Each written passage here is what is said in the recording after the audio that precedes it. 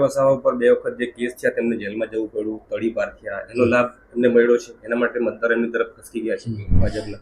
જો એક બહુ સ્પષ્ટ વાત છે કે ચૈતર વસાવા ગુનાહ કરે છે, ક્રિમિનલ માઇન્ડ એનું છે, ચોક્કસ ખબર.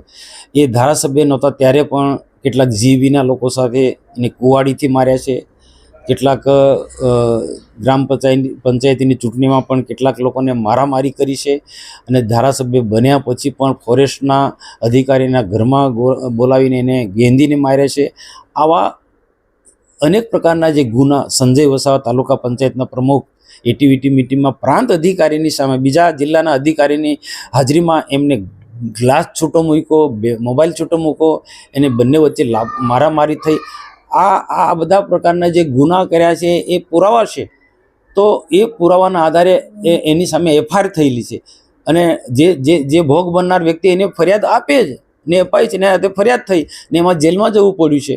અને જેલમાંથી કોર્ટે આદેશ કર્યો તડીપારનો. એમાં સરકાર કે ભાજપ કોઈ લેવા દેવા નથી. 2 દિવસ પહેલાં અહીંયા એક જે ઘટના ઘડી ઝઘડિયા જીઆઈડીસીમાં ત્યાં આપણે સ્પષ્ટ દેખાય છે કે એક કંપનીની અંદર, ફેક્ટરીની અંદર, ઉદ્યોગની અંદર જે ઘટના ઘટી, દુઃખદ ઘટના ઘટી. અમને પણ દુઃખ છે. 16 જેટલા લોકો દાઝી ગયા, 2 લોકો મૃત્યુ પામ્યા. એના વળતર બાબતની બધી વાર્તાલાપ થતી હતી ત્યાં ગયા, એ સારી વાત છે. પણ એને પોઝિટિવ વાત કર્યું છે. જે સામેને જે રજની વસાવા કે જે કોઈક પણ જે ભાઈ હતા, રોશન વસાવા, જે રોશન વસાવા હતા, એની રીતના એ સાચું છે. ચૈતરભાઈની રીતના ચૈતરભાઈ સાચું છે. પણ પેલાની વાત એમને ગમી ના ચૈતરભાઈને, તો ઉશ્કેરણ પણ આવી જાય. સીધો ચૈતર વસાવા રોશન વસાવાને મારી બેસે છે. એ યોગ્ય નથી. આપણી મીડિયામાં દેખાય છે. અને કેટલીક વિડીયો નથી, મીડિયામાં વાત નથી આવી. ત્યાર પછી એના બધા લોકોએ ભેગા થઈને 5-6 લોકોએ ભેગા થઈ અને એ રોશન વસાવાને સખત ઢોર માર માર્યો છે. ત્યાર પછી એણે ફરિયાદ કરી છે.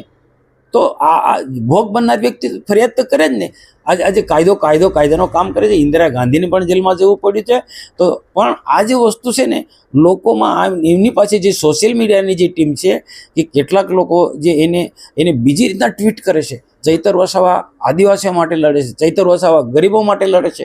પણ લડો વાંધો નહીં, પણ પોઝિટિવ રીતના લડો, કાયદામાં લઈને લડો, બંધારણને ધ્યાનમાં રાખીને આદિવાસી કે ગરીબોના હિતની વાત કરો. કોઈને મારામારી કરવું એ યોગ્ય નથી. ને આપણે મીડિયામાં ચોક્કસ દેખાય છે કે ચૈતર વસાવા પેલા રોશનને મારે છે. આ યોગ્ય નથી.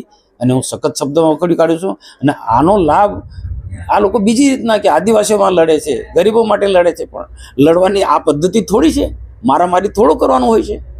એ તો દેશનો કાયદો પણ આને સમર્થન નથી કરતું. એમાં ધારાસભ્ય હોય કે કોઈ પણ હોય.